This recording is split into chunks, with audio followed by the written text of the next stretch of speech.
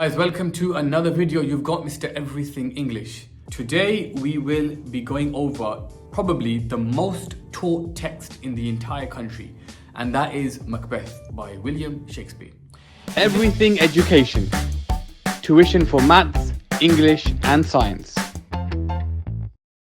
In this video, guys, I'm going to cover the entire play. What happens, what is it about? Just so you have a clear understanding of this text. Now, the play begins, guys, in Act 1, and we meet the three beautiful, I'm joking guys, the three ugly witches. And these three witches, they meet in terrible conditions. And this is where the pathetic fallacy is used to emphasize what kind of characters we're dealing with. And these witches are talking about their plans for the future. And they tell the audience how they will meet again. And when they meet again, upon a heath, upon a field, that they will be looking to meet Macbeth. And this shows us, guys, from the very beginning of the play that they have targeted Macbeth as their next victim. And just before Act 1, Scene 1 ends, they talk about how fair is foul and foul is fair, and over through the fog and filthy air. Fair is foul and foul is fair, over through the fog and filthy air.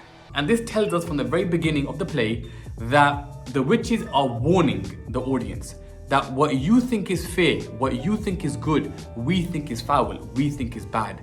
And our beliefs are gonna hover, are gonna spread across the air, meaning we're gonna corrupt everyone in this play. And that happens in Act 1, Scene 1. And then, guys, in Act 1, Scene 2, we are introduced to Macbeth, and we are told that this guy is brave, Macbeth. He is the best soldier, the best general that the king has. And he is and it's in the middle of a battle, guys. It's the Scottish army versus the Norwegian army. And Macbeth is on the side of the Scottish people because he is fighting for King Duncan. And guys, he is chopping up the enemy on the battlefield. He's carving the passage. And we learn that because of Macbeth, they have won the battle. Then we move on to Act 1, Scene 3. And Macbeth and his sidekick, his best friend, Banquo, are walking home from the battle. And as they're walking home, they meet the witches. And the witches are absolutely gassed to meet Macbeth. This is what they've been planning. This is what they've been waiting for. And when they meet Macbeth, guys, they tell Macbeth some prophecies. Prophecies are predictions of the future. The first thing that they tell Macbeth, and this isn't a prophecy, is that you are or you will be the Thane of Glamis, which he currently is. Then they give two prophecies. The first one is that you will be the Thane of Cawdor. And this is a title, and this is quite a high title for Macbeth. That's the first one, which is quite believable. It's not out of the ordinary. And then they tell Macbeth something that completely blows him away. They tell Macbeth that you will be the king. Yes! Hell yeah! And this is crazy for Macbeth because King Duncan currently has two sons, Malcolm and Donalbain. So when the king dies, the son next in line is Malcolm. So Macbeth's thinking, I can't be the king because for me to be the king's gotta go, then the two sons gotta go, then I can be the king. So this is crazy for Macbeth. But very early on, Macbeth is rapt. Macbeth is interested in what the witches are telling him. So we learn that this guy has signs of wanting this to come true. Then, guys, the witches tell Banquo, Macbeth's sidekick, Macbeth's friend, that you will not be a king, but your children will be kings. And at that point, the witches vanish. Then, guys, as the play develops, the king had sent two messengers, Ross and Angus, to tell Macbeth that, listen, Macbeth, there's been a change. The current Thane of Cawdor betrayed me in the battlefield. So the punishment for betraying the king was execution. So because we're gonna get rid of the current Thane of Cawdor, you are now getting a promotion. You are now the new Thane of Cawdor. And Macbeth can't believe it because the witches just told him that he's gonna be the Thane of Cawdor. And then the moment they leave, the king's messengers arrive and they tell Macbeth that he is the Thane of Cawdor, and he can't believe it. He's thinking, damn, these women might actually just be telling me the truth. Then he gets all excited and he writes a letter to his beautiful wife. I don't know why I keep calling everyone beautiful, but it is what it is. He writes a letter to his wife, guys, Lady Macbeth, in Act 1, Scene 5. And in Act 1, Scene 5, the scene begins with Lady Macbeth reading Macbeth's letter. And this is important, guys, because in this letter, Macbeth tells his wife everything. He doesn't hide anything. He tells her that, look, my lovely wife, I met the 3 witches and the 3 witches told me that I'm gonna be the king. And he tells her, you're gonna be great. If I'm great, you're gonna be great. He's getting his wife ready because he understands that for me to be the king, I need her on side. This is an important point because you wanna understand one thing. It's Macbeth who influences her first to want to become the queen and for him to become the king. Now, after she's read the letter, she's excited. She can't believe it. You're gonna be the king. If you're gonna be the king, I'm gonna be the queen. But she has some concerns. She has some reservations because she's like, look, Macbeth. Well, she's talking to the audience, talking to herself, but Macbeth's not there. But she says, look, my lovely husband, I get it, that's the prophecy, but you're too kind, you're too nice, which shows us that she understands from the very beginning, for Macbeth to become the king, he's got to do some crazy things. So she says, look, you're too kind, and for you to become the king, I need to make sure that I poison your mind. And this comes through, guys, in the quote where she says, I'm gonna chastise you with the valor of my tongue, meaning I'm gonna control you with the bravery of my speech. So we understand that Lady Macbeth understands that she must change Macbeth to make him become the king. But she's not too crazy. But then a messenger walks in and the messenger tells her that, listen, Lady Macbeth, I've got some news for you. King Duncan is traveling and he's gonna stop at this castle, at our castle, tonight for one night. And this gets her going crazy. Because she's thinking, hold on, Macbeth can be the king. Duncan, who is the king, is coming to our house, our castle for one night. I got one chance to kill the king, and that's tonight. And she goes crazy, guys. And this is where she goes on stage and she begs the spirits, unsex me here, which means take away all my feminine qualities and make me evil to the core. Now that happens, guys. And then Macbeth comes back home and Macbeth tells his wife, look, hello, how are you? How's it going? Well, he doesn't tell his wife that. But guys, Macbeth comes back home and she tells Macbeth that, look, leave it to me. All I need you to do is listen to what I say and be two-faced. Look like a flower is what she says. Look like the innocent flower, but be the serpent. Meaning, make sure nobody understands or nobody clocks on to our plan of killing the king. Now guys, Act 1 Scene 7 rolls around, and in Act 1 Scene 7, Macbeth's been thinking about it, and Macbeth says to his wife, listen, I can't do this. I'm not gonna kill the king. He's torn between the two. And he says to his wife, I'm not gonna kill the king. And she turns to him and says, what? Are you a coward? Were you drunk in the morning? Are you feeling okay? You think you're gonna tell me what to do? There's a twisting of gender norms, gender roles. But she says to him, essentially, if you don't kill the king, you're not a man for me. And this gets Macbeth he gets butthurt. Oh, you question my masculinity. I'll do whatever it takes to be a man. So he says, all right, fine, I'll do it. Now guys, look, at this point, I'm not convinced that he's killing King Duncan just because his wife threatened his masculinity. He always wanted to do it. She just lit the fire that created the flames for his killing of the king.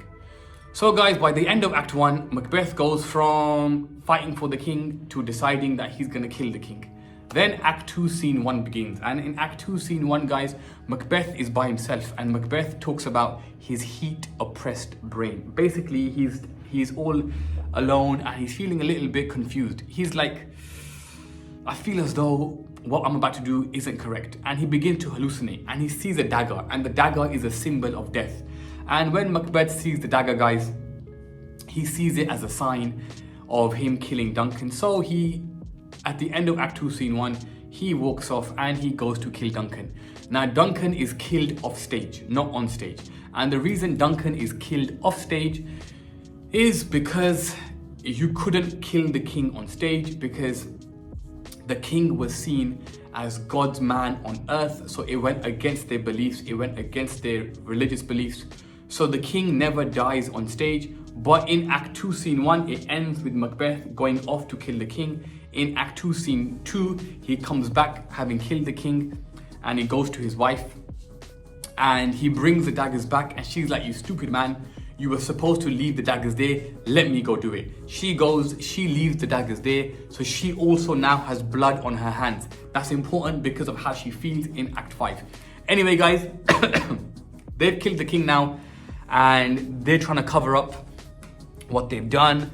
The next day, or that morning, if you like, when everyone wakes up, they're like, oh my God, the king's dead, ring the alarm bells, we can't believe what's happened.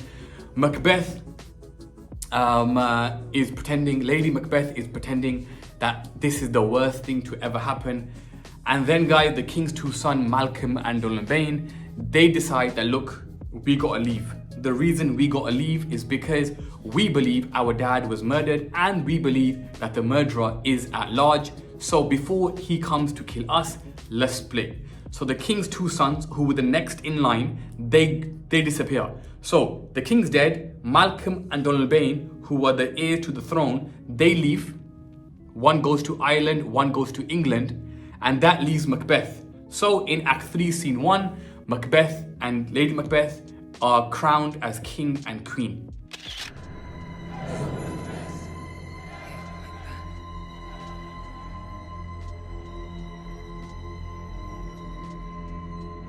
However, the play does not end here, because guys, the law of gravity is what goes up must come down. So in Act 3, Scene 1, Macbeth is now the king and Lady Macbeth is now the queen.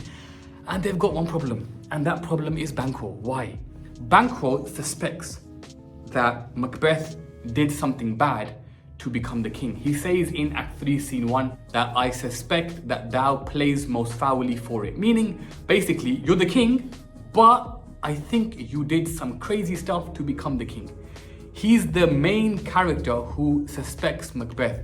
And why does he suspect Macbeth? Because he was there in the prophecies. He heard the witches tell him all that stuff. So guys, what does Banquo do? Well, doesn't really do anything. Banquo just carries on, mouth shut, doesn't say anything to anyone. But Macbeth, guys, being the king, Macbeth understands that if he needs to secure his throne, he's got to kill Banquo. Because Banquo is a threat in two ways. Number one, he heard the prophecies. But number two, the prophecies for Banquo were, you won't be king, but your kids will be king. So Macbeth's thinking, this guy's children are gonna be a threat to me. So guys, Macbeth gets hold of some murderers and he sends the murderers, and the murderers kill Banquo, but Banquo's son, Fleance, he survives. And Fleance is the walking, talking prophecy. By Fleance being alive, the prophecy of Banquo is alive, so Macbeth is still going crazy. So when the murderers come back, at that point, Macbeth was having a feast, a banquet, to celebrate him becoming the king. And the murderer says, look, come here, I got to tell you something. And Macbeth's like, what's up? He tells him that, look, we killed Banquo, and Macbeth says, beautiful, well done. But Fleance got away. And when Macbeth hears this, guys, Macbeth starts to go a bit crazy. Macbeth starts to hallucinate, and he sees the ghost of Banquo at the banquet, and all the other guests that are there, they're thinking, what the heck, this is the king. Why is the king behaving like this? Lady Macbeth tries to cover up for him, but ultimately she ends the banquet and says, look, everyone go home. The king is not feeling well. And obviously they're gonna start suspecting that there's something wrong with him. Then guys, in Act 4, what time is it? Not bad, 13 minutes, not bad. Guys, in Act 4, Macbeth is now the king. Remember this. The last time he met the witches, he was a soldier. Now he's the king. Macbeth, like a beggar, with a begging bowl, he goes to visit the witches. In Act 1, Scene 3, they came to him. In Act 4, he goes to them. And he goes to the witches basically saying, look, tell me more, like what's gonna happen? And then they give him the next set of prophecies, and they say to him that, Macbeth, no man born of a woman can harm you. Now, unless you've been living under some crazy tree, we all know that people are born from women. So because Macbeth hears that, because Macbeth says, no man born of a woman can harm me, he thinks, I am untouchable. I am absolutely untouchable. That's the first prophecy. But then the witches, being the beautiful witches they are, why did I call them that? It's done now. The witches being the witches, they then confuse Macbeth because they say no man born of a woman can harm you, but the second prophecy is beware of Macduff. So he's thinking, hold on a second. No man can harm me, but you're telling me to be careful of Macduff? I'm a little bit confused. And then the third prophecy, guys, is they tell Macbeth that until Birnam Wood, which is the forest in front of his castle, until Birnam Wood comes to Dunsinane, you're gonna be fine. Nobody can touch you. So he's thinking, look, there's no way the forest is coming to my house because trees can't walk. And everyone's born of a woman, so no man can harm me. So he believes he's untouchable.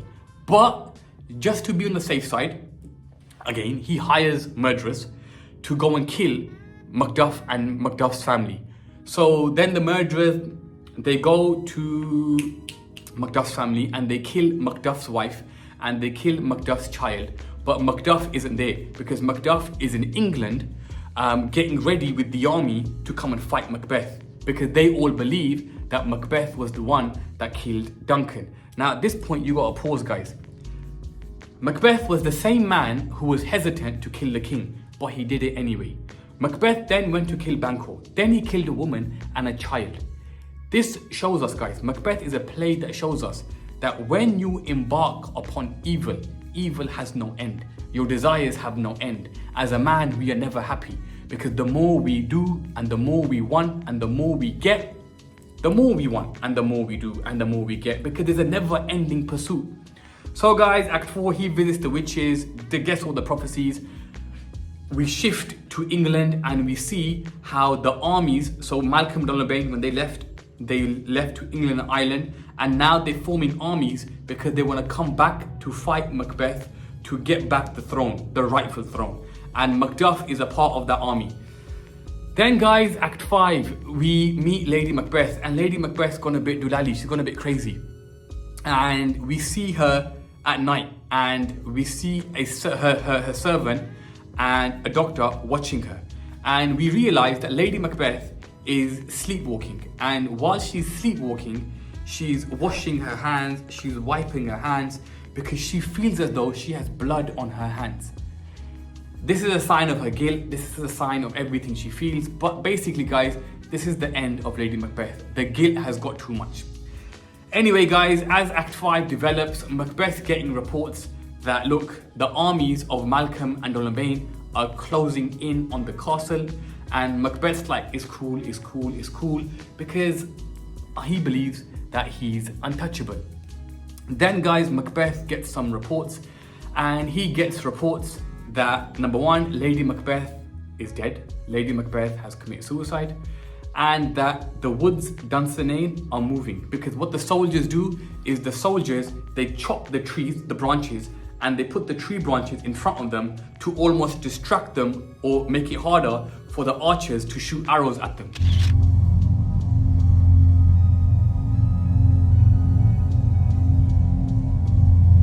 So Birnam Wood is now moving towards Dunsinane. Prophecy number 3, destroyed. At the same time guys, Macbeth is told that Lady Macbeth is dead. I believe this was Act 5, Scene 5 guys. Act 5, Scene 5, you can check it for me. And he says in there that, look, life is a brief candle, meaning life is really short. And at this point in the play guys, we see a different side of Macbeth. It's as though when Lady Macbeth dies, like a knot in his brain is almost opened up, like a spell is gone. Because the moment she dies, he thinks about life. Like, life is so short, and what have I been doing all this time? And for a slight second, he shows some regret, but it's too late. At that point, it's too late, because that regret comes for a second, but then it goes away because the armies enter the castle. But that's important, guys, because if you ever get a question on Macbeth, I argue that Macbeth almost goes full circle. He starts as a good guy fighting for the king, loyal to the core. Then he gets corrupted and does what he does. But at the end, he has some sign of a human side, some sign of regret, but it's too late. The armies are here. Macbeth then fights the enemy. He comes across Macduff.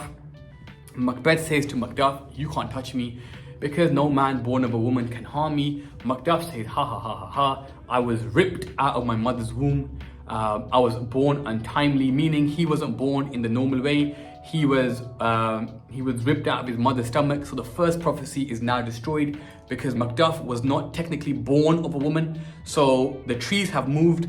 Macduff was born in an unnatural way.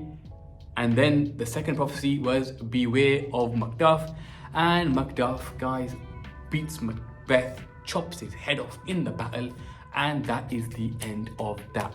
Malcolm then becomes the king and the rightful heir to the throne is crowned. Now, in Act 1, Banquo says to the audience, "The instruments of darkness tell us truths only to betray us in deepest consequence." And this entire play can be summarized by that one quote. How? The instruments of darkness, he's talking about the witches.